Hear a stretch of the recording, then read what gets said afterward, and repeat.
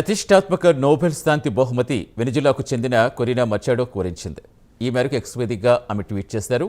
ఈ బహుమతిని వెనిజులాలో బాధల్లో ఉన్న ప్రజలకు, మా పోరాటానికి మద్దతిచ్చిన అమెరికా ప్రెసిడెంట్ ట్రంప్కు అంకితం చేస్తున్నట్టుగా తెలిపారు.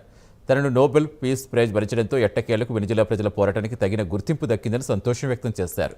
తమ పోరాటానికి మద్దతు తెలిపిన అమెరికా ప్రెసిడెంట్ ట్రంప్కు ధన్యవాదాలు తెలిపారు.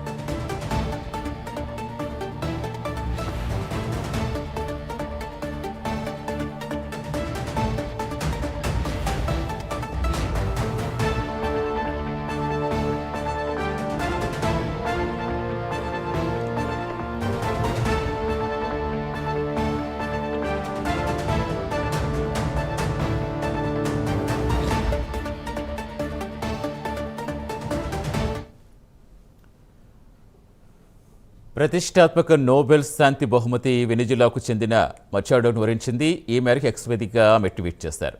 ఈ బహుమతి వెనిజులాలో బాధల్లో ఉన్న ప్రజలకు, మా పోరాటానికి మద్దతిచ్చిన అమెరికా ప్రెసిడెంట్ ట్రంప్కు అంకితం చేస్తున్నట్టుగా మచాడో చెప్పారు. తనను నోబెల్ పీస్ ప్రైజ్ వరించడంతో ఎట్టకేలకు వెనిజులా ప్రజల పోరాటానికి తగిన గుర్తింపు దక్కిందని సంతోషం వ్యక్తం చేశారు. అలాగే తమ పోరాటానికి మద్దతు తెలిపిన అమెరికా ప్రెసిడెంట్ ట్రంప్కు ప్రత్యేకంగా ధన్యవాదాలు తెలిపారు ఆమె.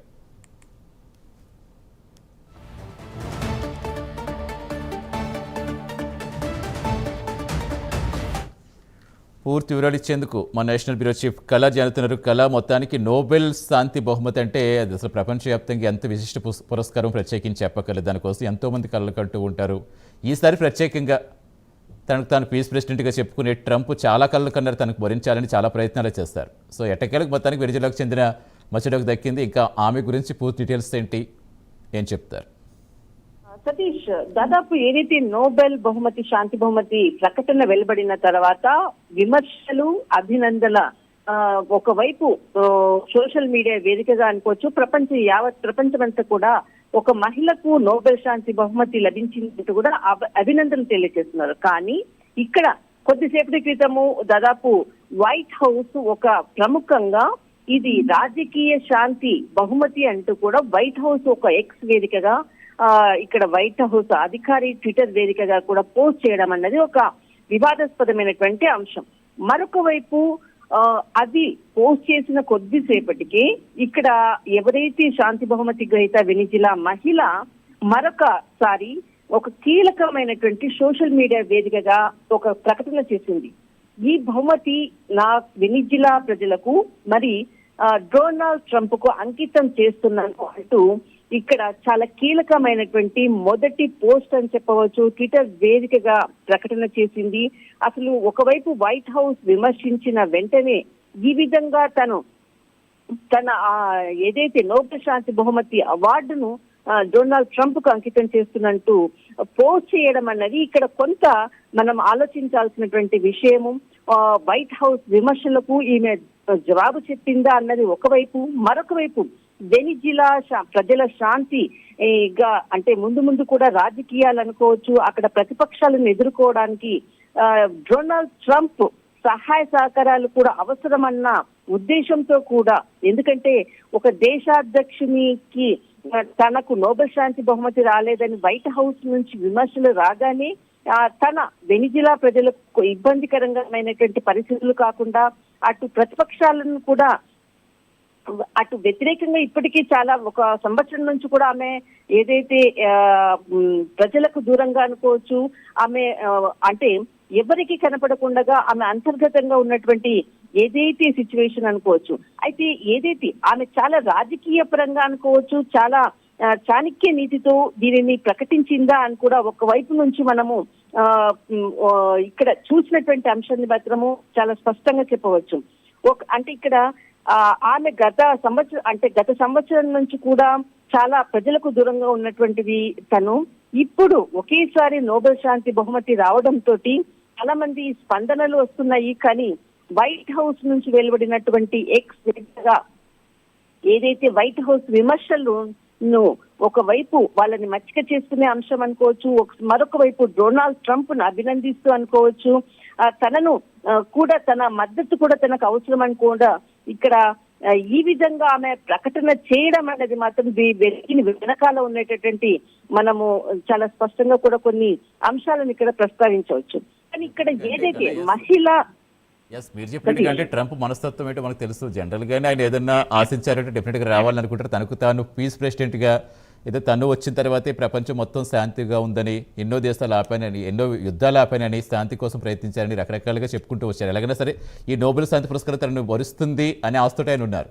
బట్ ఇమీడియట్గా తనకు దక్కలేదు కాబట్టి డెఫినెట్గా ఇంకా అసలు జనరల్గానే ఆయన ఎలా బిహేవ్ చేస్తారనేది అందరికీ తెలుస్తుంది. ఇప్పుడు రష్యా గురించి ఆయిల్ కొన్నామని భారత్ మీద సుంకాలు విధించడం, మిగతా దేశాల మీద ప్రతీకారం తీర్చుకోవడం, ఇలాంటివన్నీ జనరల్గా ఆయన తీసుకున్న డెసిషన్స్ చాలా కాంట్రవర్సల్గా ఉంటాయి. అలాంటిది ఇప్పుడు వచ్చింది కాబట్టి ఇప్పుడు వెనిజులాకు చెందిన ఇప్పుడు మరియా కరోనా ఎవరైతే ఉన్నారో ఆమె ఈ విధంగా ట్వీట్ చేస్తారనుకోవచ్చా? అంటే అమెరికా ప్రెసిడెంట్ సహకారం ఇప్పుడు ఉండాలి కాబట్టి వారిని శాంతించే విధంగా చేయాలా చెప్పుకోవచ్చు, ఎలా విశ్లేషించుకోవచ్చు?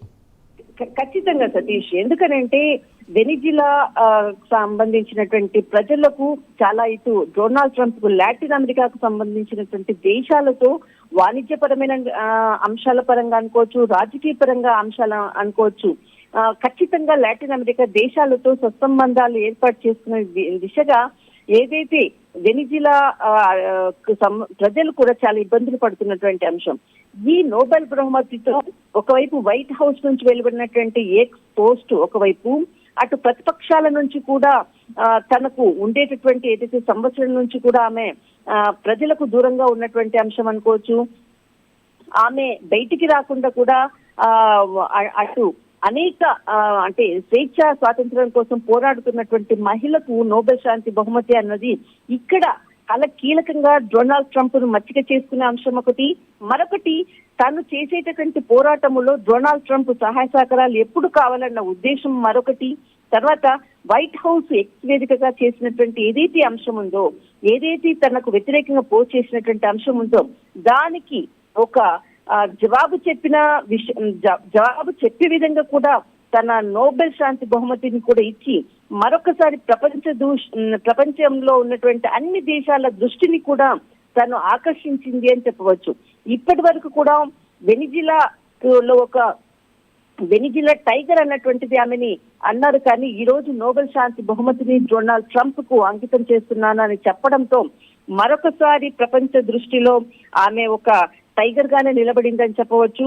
కానీ ఆమె ఏదైతే నోబెల్ శాంతి బహుమతి ప్రకటించిన తర్వాత డొనాల్డ్ ట్రంప్ కు అంకితం చేయడం అన్నది ఆమె రాజకీయ పరమైనటువంటి అంశాలు అనుకోవచ్చు. తర్వాత వెనిజులా ప్రజల రక్షణ బాధ్యతలను, వాళ్ళని మరింత స్వేచ్ఛ స్వాతంత్రాలను కొరకు పోరాడుతున్నప్పుడు తను ఖచ్చితంగా విజయం సాధించే దిశగా తన ట్విట్టర్ వేదిక కూడా ప్రకటించినటువంటి అంశంలో కూడా చాలా కీలకంగా అన్నది.